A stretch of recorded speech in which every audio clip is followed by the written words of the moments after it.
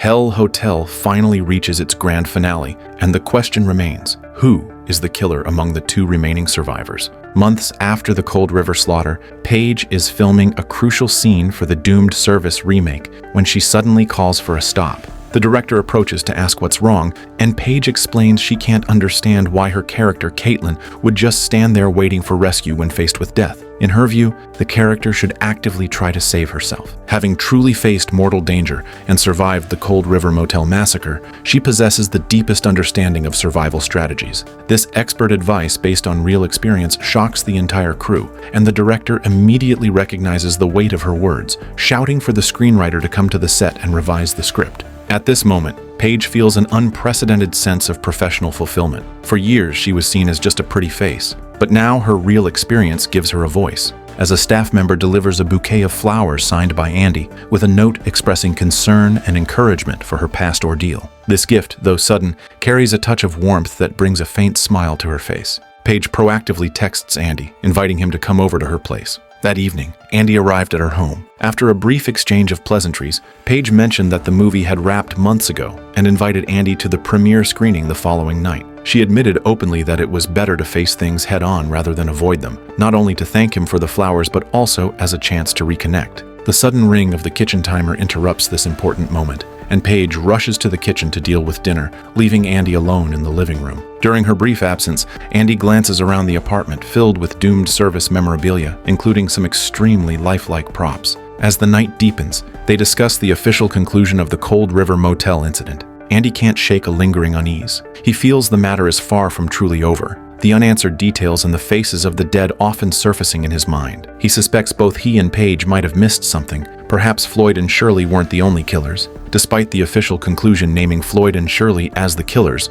matching the location and methods of the crimes from 30 years ago, he still has doubts. Back then, Floyd and Shirley were physically strong, but now they are old and frail, and one of the victims, Kawayan, was large and had strong self-defense abilities, impossible to overpower easily. He questions whether it's believable that Floyd alone could have taken down Kawayan. Paige brings up Shirley, suggesting that if she was the one who struck and caught Kawayan completely off guard, then a single fatal blow wasn't entirely impossible. Paige further recalls that Shirley acted extremely friendly and approached everyone proactively, never raising suspicion. It was precisely this disguise that allowed her to get close to every potential victim, and if she struck unexpectedly, a single knife thrust to the neck could inflict a fatal wound. Paige tries to persuade Andy to be rational, arguing that if any clues were truly missed back then, the police would have found them by now. But Andy counters that perhaps the police didn't look hard enough, because Floyd and Shirley did fit all the suspect criteria perfectly, allowing the case to be closed easily without resistance.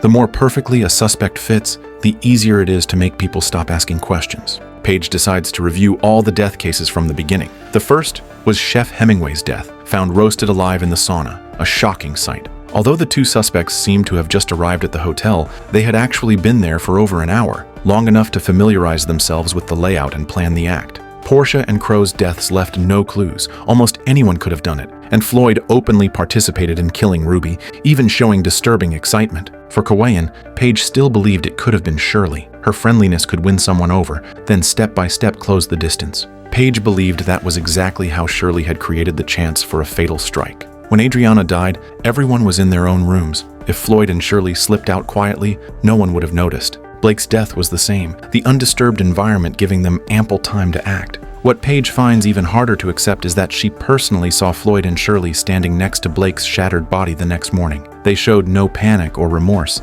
instead sitting calmly at a dining table having a meal. After saying this, Paige comforted Andy, telling him that during that time they were in a state of terror, fleeing while witnessing a string of killings, which had already pushed their minds to the limit. She admits that while she seems fine on the surface, she's really just numbing herself with work. Filming and promotion keep her functional, but she isn't sure if she can hold it together after the movie comes out, or if she'll completely break down. Despite this, she still feels a twisted sense of victory because the killers didn't get away. And if there had truly been something they missed, if a third person had been involved, then the entire event would have been even harder to bear. The conversation fell into a brief silence. Andy confessed his deepest fear, that if the killer hadn't been fully exposed back then, the killing might resurface, a thought that constantly haunted him, like a lingering shadow. Paige tried hard to comfort him, believing they had done what they needed to do, that Floyd and Shirley were now buried and gone. and this nightmare should truly be over. She hoped Andy could try to feel happiness, to be grateful he was still alive and had everything he once thought he might lose. She believed everything they had now wasn't just theirs, it also carried the unfulfilled futures of those who were gone, and they had a responsibility to live for those people. Andy nodded in response, agreeing verbally, yet his eyes still held an unyielding obsession. Paige sensed his hesitation and stated that there should be no secrets between them. In the darkest hour he had kept her sane, and now she was willing to be his support in return. If something troubled him, she wanted to face it together. Andy hesitated for a moment, finally gathering the courage to voice the secret he held. He stressed this wasn't an accusation, but a detail that deeply puzzled him, recalling a moment after the case ended, but before the police arrived, when he saw a patch of blood on the ceiling in Paige's room. When he opened the ceiling, he found Portia's heart neatly placed inside, like some kind of trophy. Paige stated she knew nothing about this. Andy insisted he had seen it with his own eyes and couldn't deny it. Well, I know it. I didn't hide in my goddamn ceiling, Andy. Paige became emotional, denying that any heart had ever been hidden in her room's ceiling. Andy questioned her, asking, if not her, then who? Who had put that heart there? Paige thought for a moment and suggested another possibility. Perhaps it was similar to how Floyd and Shirley had once managed to hide a book in Andy's room. They might have hidden Portia's heart in someone else's room beforehand as a contingency. If their plan to frame Andy failed, that evidence could easily be redirected. She began to suspect this might be the second layer of the trap, a backup script. If framing Andy failed, they could just as easily turn Paige into the scapegoat instead. Hearing this, Andy, holding back guilt, admitted the logic made sense and quickly apologized to her. Paige asked him in return how he could still come to this dinner if he suspected she was a serial killer. Andy replied helplessly that he truly didn't know how to judge and had just instinctively trusted her. Paige pressed him repeatedly, asking why he hadn't called the police if he really believed she was the killer. Andy then answered that it was because he wanted to protect her, that even if she had done those things, he still wanted to protect her. These words acted like a key, unlocking the floodgates of emotion within Paige's heart, and she softly asked back, even if she had done everything, he would still be willing. Andy just murmured in response that even then, he would be willing. They finally let down their guard, emotions gradually warming, and became lost in each other. The next evening, the screening hall at the horror film festival buzzed with excitement. After director Aaron and Paige finished their remarks, Aaron introduced the film's lead, young actress Paula, playing Emma, Caitlin's daughter. Her appearance excited the audience even more. Paige stood nearby, her face still holding a professional smile, but a flicker of poorly concealed displeasure surfaced in her eyes. Her spotlight was being stolen bit by this young girl. The movie started playing, and at first, everything seemed normal. The classic final confrontation between Baphomet and the girl was unfolding. The bloody special effects were on display. Familiar lines were echoing. But when Caitlin was decapitated in the film, Paige was shocked. She angrily told Andy this wasn't what they had filmed. The producers had promised her she would appear in all 3 films,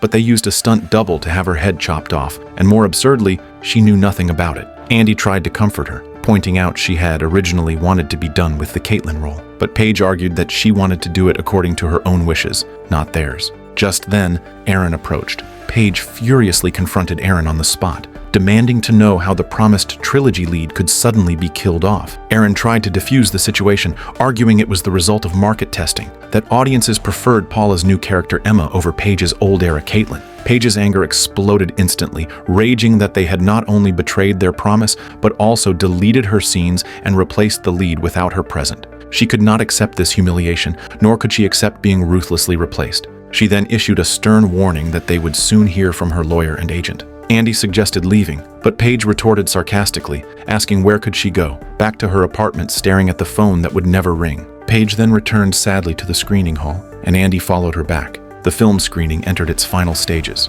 On screen, Emma swore before her mother Caitlin's corpse never to forget and to avenge her. From the audience, Paige watched coldly, her tone mocking. Then the picture changed abruptly, the bloody scenes replaced by sudden snippets of everyday life. Young Caitlin laughing and taking selfies with a lover, seemingly genuine behind-the-scenes footage, causing the audience to whisper. Andy recognized this as the real Caitlin, but Paige wasn't sure if this footage had been edited into the movie. Then the screen flashed a series of shocking photos, real crime scenes, the victims' faces clearly visible, Adriana, Crow, and those familiar dead faces. Paige and Andy realized something was wrong. They got up and went backstage to find Aaron, demanding to know if someone had put their real crime scene photos into the movie. Aaron claimed he didn't know either, turning to rush towards the projection booth trying to find out who tampered with it. Andy went to find the light switches while Paige headed in another direction. As Aaron knocked on the projection booth door, someone suddenly appeared behind him, wielding a machete, and attacked him.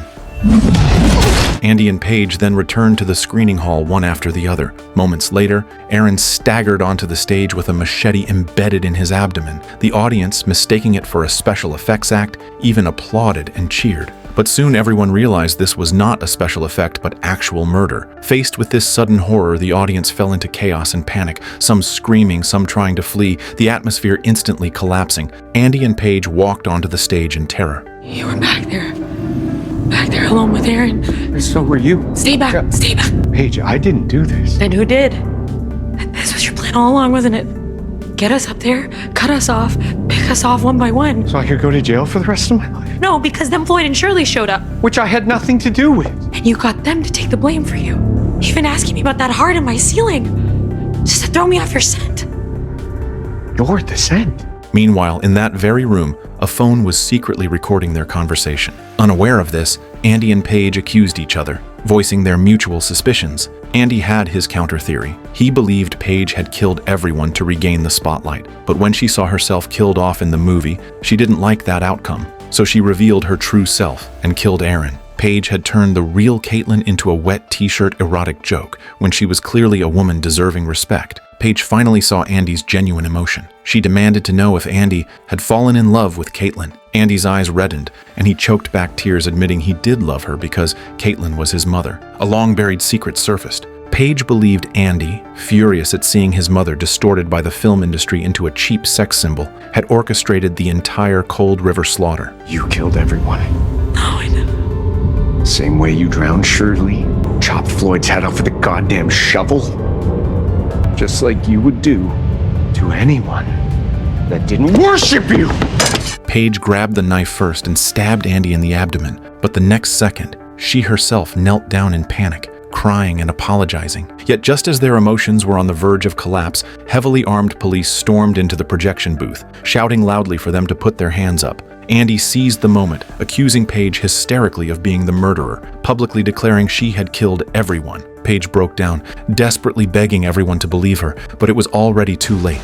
Amidst the chaos, gunfire pierced the night, and the knife slipped from her hand. And just like that, Paige collapsed into a pool of blood. See you now.